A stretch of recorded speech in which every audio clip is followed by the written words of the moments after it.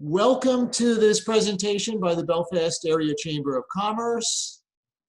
My name is Steve Ryan. I'm the Executive Director, and we are very happy to have on board another very informed speaker who is going to help us to get through this pandemic crisis time. Martha Bentley is the manager for small business and entrepreneurial development for the state's Department of Economic and Community Development.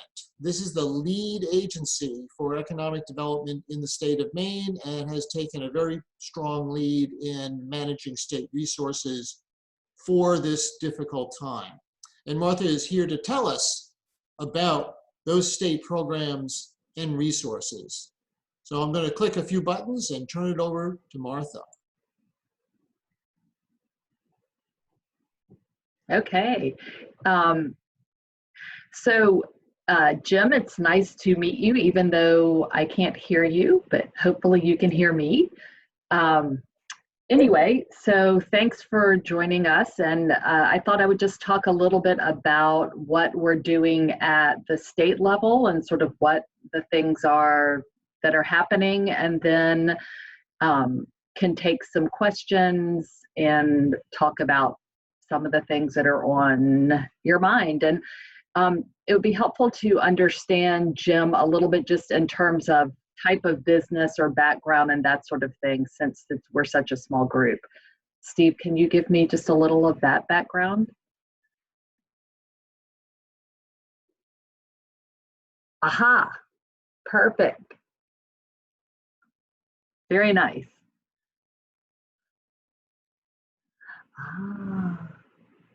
Oh, great. Very great. Very good. Awesome. So perfect. So I can also talk, yeah, that's great. That gives me a little context. So there are a couple things that we have been doing at the state level at the Maine Department of Economic and Community Development since all of this has started. And one of the biggest pieces has been our Business Answers line. So the Department of Economic and Community Development maintains a Business Answers program. And normally it really kind of solves two problems, or does two things. One is it just helps people as they navigate things in the state system. So understanding, where you register your business with the Secretary of State's office, or how to figure out what permits you need, or how to get your sales tax number and things like that. So normally that's the sort of thing that our Business Answers program does. It's both it's an online resource that we're in the process of revamping, but it's also just a phone number and an email address as well. And as all of this has rolled out, that Business Answers email and phone line has been sort of the primary source of contact with the state around businesses. So we've had a team. Normally it's normally two of us that sort of manage that program. We've had a team of 4 that have been working sort of round the clock. And at certain times we've been up to sort of 12 people who were answering emails, answering phone calls, things like that. And as you can imagine, sort of every time that the governor makes another executive order or announcement, there's sort of a flood of questions that people have. And a lot has been around the sort of what's an essential business, what isn't an essential business, and then not only that, sort of what are you allowed to do within those parameters. So we've been doing a lot of trying to help businesses figure out, what does it mean to, do minimal operations if you're a non-essential business, and what are the safety protocols that someone can put into place if you're a manufacturer, that sort of thing, in order to, if you're an essential business, how to be safe. So we've been doing a lot of that work and connecting people with both the answers to those and the resources that they need. And that has been pretty all-consuming in terms of sort of our little team. The other thing we've been doing is trying to get people up-to-date information on the various resources and resources for different sizes and types of businesses. So you probably have heard a lot around the two big sort of SBA programs, which are the Payroll Protection Program and the Economic Injury Disaster Loan Program. Those are the two sort of most well-known federal options for small businesses. And I'm happy to provide, and I'm sure Steve has provided this sort of ad nauseum, but whenever there are programs that get passed and rolled out quickly, there are lots of hiccups along the way. So both of those programs have had a lot of hiccups along the way, but we've worked to try to help people sort of clarify, how do they apply? Are they eligible? What's the deal with the online process? Why aren't why have we not gotten our check after we were promised a check in 3 days? A lot of that sort of thing. So we are trying to help people navigate those sort of federal programs through the SBA. The other piece that for sole proprietors or self-employed folks is the expansion at the federal level of the unemployment insurance program that, sort of figuring out how that gets administered is still in process. So it's our understanding from the Maine Department of Labor that that will be at least another week in terms of when self-employed or sole proprietors that are not already sort of paying into the unemployment system would be able to actually apply for that. But those that are already in the unemployment system, that sort of additional federal money should start coming, they're hoping Monday. So that should start coming sort of first part of next week.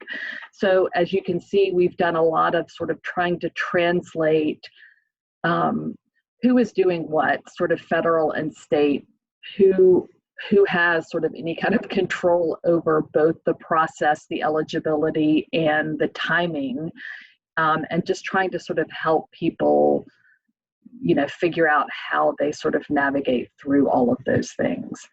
The other thing that is at the state level in terms of financial supports are the supports that are through FAME, the Finance Authority of Maine. And there are sort of four options. There are four options there for small businesses and consumers. One, there is a direct loan program that is directly through FAME. FAME set aside $5 million for that program. They have sent out the announcement that they've hit applications of over 5 million right now, but they're still processing them. So they are telling people, yes, you can still apply, but whether or not there's going to be funds available or not, they don't know. The other is that they are providing loan insurance for lenders that they work with, so they are able to shore up loans from lenders up to 75% of that loan. So that's able to free up some working capital for folks. The other is that they have an interim loan program in partnership with the SBA. So if you've been approved for an economic injury disaster loan through the SBA, FAME will give you an interim loan until that money comes through. So you can get the cash immediately, and then when the SBA money comes in, it repays FAME. So that's something that you can work directly with FAME for that interim period of time. And then the final through FAME is a consumer loan. So this is really geared towards self-employed folks or independent contractors, things like that, that really needs just a sort of a short-term consumer loan. That's something where FAME is guaranteeing those loans from participating lenders. And so sort of with a bunch of those, starting with your lender is definitely the way to go, just like with the payroll protection program, because the only thing that is being done directly through the SBA is the economic injury disaster loan. And the only thing being done directly through FAME is the interim loan or the direct FAME loan. So I think that I will stop here for a moment.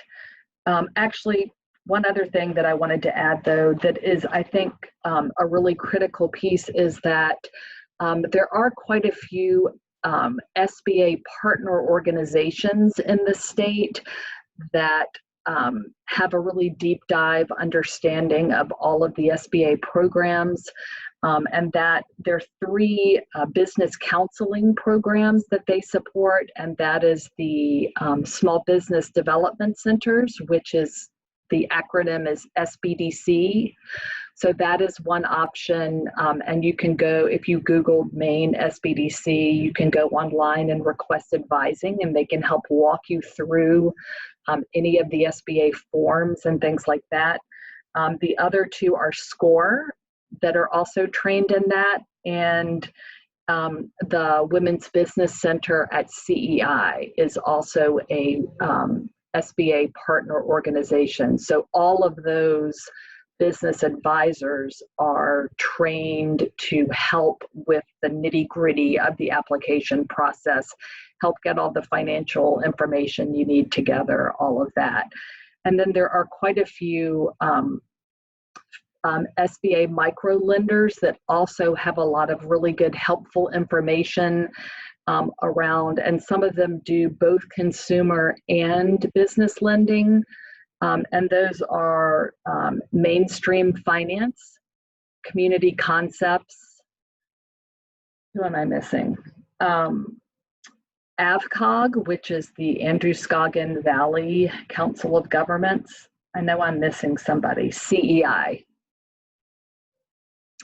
And Northern Maine Development Center, that's the other one, but probably not the ones that you would use. Probably Mainstream Finance or Community Concepts would be the 2 that are most used in your area.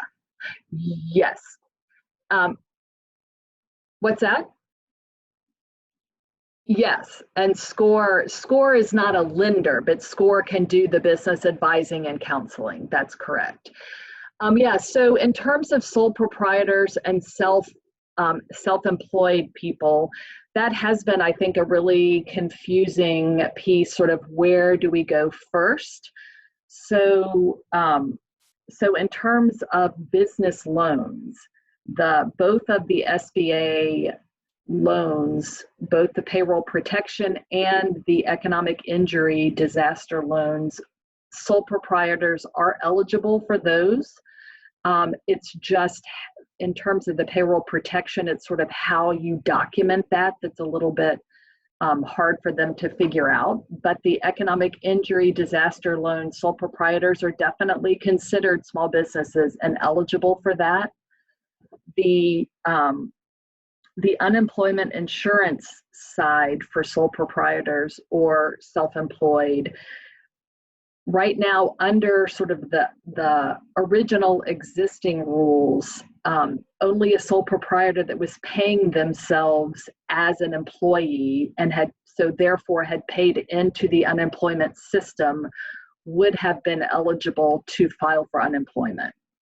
Under the new federal guidelines under the CARES Act, they are going to allow sole proprietors and self-employed people, contractors, independent contractors, anyone who's sort of a 1099 worker, to file for unemployment and get unemployment.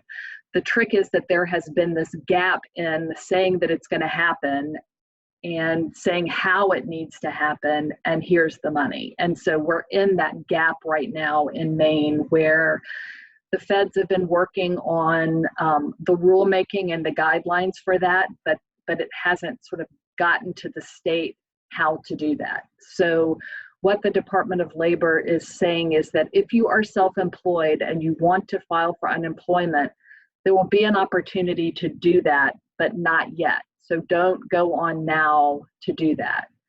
When you do that, it will be retroactive. So you will eventually get, the money back to the date that everyone else is. It's just that they haven't figured out how to do it. And part of it is that, unemployment, they use past payroll information, and every year, if you're paying in, every year they sort of calculate what does that look like, how much should you be paying in, all of that. So they have all that information already at the Department of Labor. With people who are self-employed, they don't have that yet. The retro date, I'm not 100% sure. I think it actually goes back to February 15th. It's whatever what it is for. It's either February 15th or February 29th, but it does, I'm fairly confident it covers all of March. So sort of when people first started having businesses have to be shut down. But I can find that out too. And in terms of understanding sort of how do you combine the different programs, that to me is something that is definitely worth connecting with one of those advisors at sort of the SBDC or SCORE or the Women's Business Center, because to me that feels sort of ever changing in terms of understanding, if you filed for payroll protection and you got that funding, you can't then file for unemployment, because the idea is, you're sort of doing one or the other. You're either still on the payroll or you're unemployed. And so figuring out which is kind of the better thing to do is something that, I think having one of those small business advisors is a really helpful piece, because when they do the unemployment piece, there will still be that same due diligence at the Department of Labor around, sort of, are you available to your employer, sort of all of that sort of thing. How they're going to do that with sole proprietors and self-employed, they're trying to figure it out. Let's see. I know two other things that I was just going to share also that are happening, or three other things at the state level. One is that we're also trying to work, the state is trying to help people. There are businesses that kind of got caught timing wise, where, maybe they were just getting to launch their business, sort of April 1st was when they were going to open, but they weren't able to, and they're still waiting for like a health inspection, or they're still waiting for some sort of certification. So the state's working to do that virtually, do a virtual tour in a business to help get those open. And in some cases allowing, when there are things that you have to certify at your town office and you're not able to do that because the town office isn't open, that the state's just allowing your license just to continue to roll, your existing license to continue to roll. So trying to work with companies that, are being sort of hamstrung by things being, sort of municipal or state level things being either slowed down or people working remotely. And then the last is that we are working with the Maine Manufacturing Extension Partnership to try to help technical assistance for companies that are essential businesses, but whether it's because it's an assembly line or some sort of a process where it's very difficult to have the social distancing or having the right sanitation in place to help those companies be able to come up to speed with those sorts of things. And last but not least, Jim, I'm not sure your whole business model, but we also are partnering with Village Capital, which is an impact investment fund, and the Sorensen Impact Foundation, to help startups that have the ability to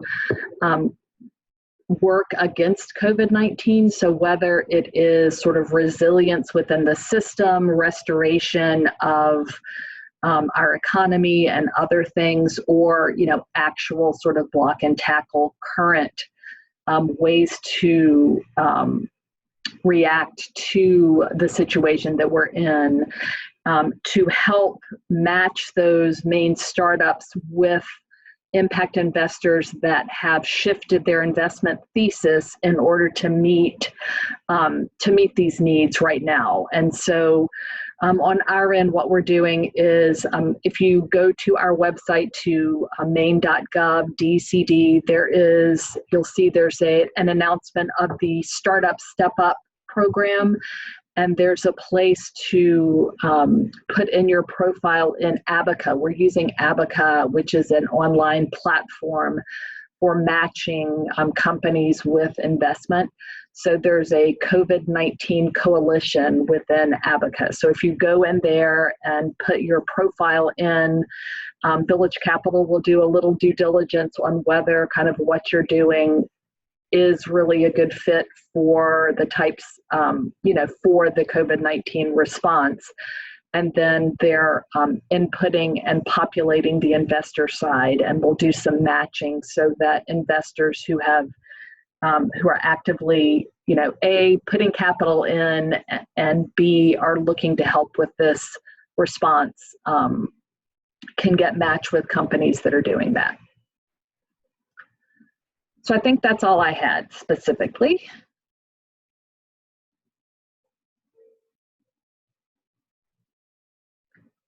We have some questions. Looks like we have a question on the way. Oh yeah. Yes. So the 600 a week for the self-employed will be through the Maine Department of Labor, is how you apply. And so I would keep checking their website, probably, maybe starting Monday. Keep checking their website for updates, because they will say, okay, self-employed people, we're ready for you. Because if you look now, it'll say, we will have the information for self-employed people, but we don't yet. Please don't apply yet. You'll just get declined. So if you wait, it'll be time to do that. Yeah, so for the assignment, no loans, just pay. What does that mean?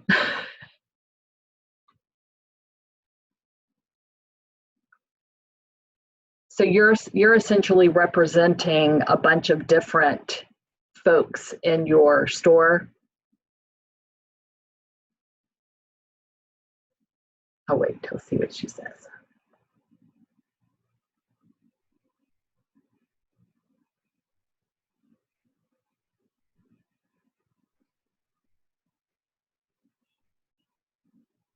Okay.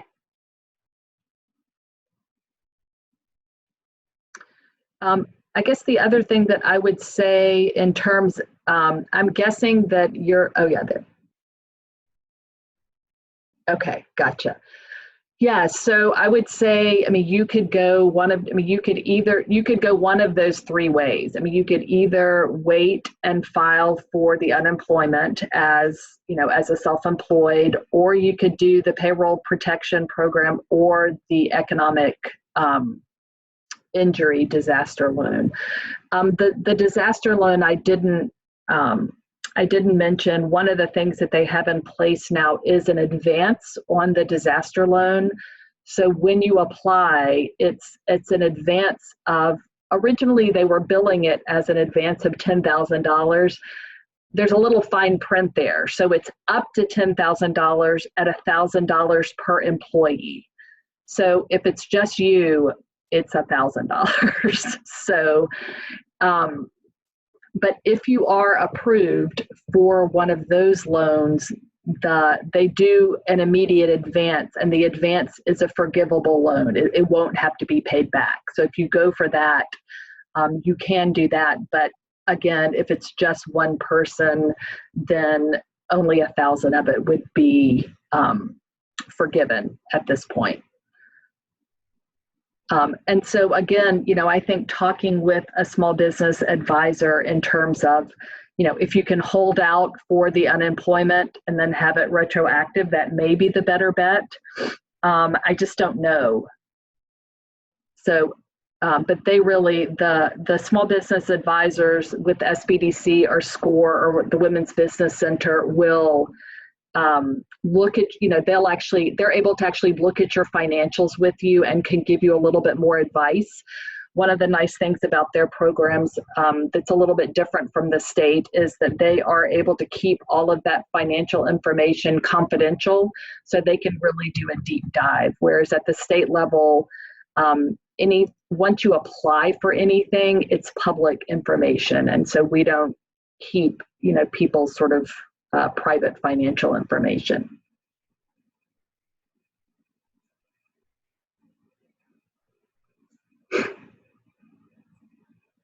All right. Well, Martha, thank you very much. It's very good to have you on. And I appreciate your time today. I appreciate letting us record this so that we can play this on demand for our chamber membership and the entire business community. And again, thank you very much. And keep up the good work. Yeah, absolutely. And thank you all. Hang in there. We're all in there with you. So hang in there. Thanks. And who knows what the deal is with the sound. I have no idea why I can't hear, but I better figure it out before 3 o'clock, which is my next Zoom.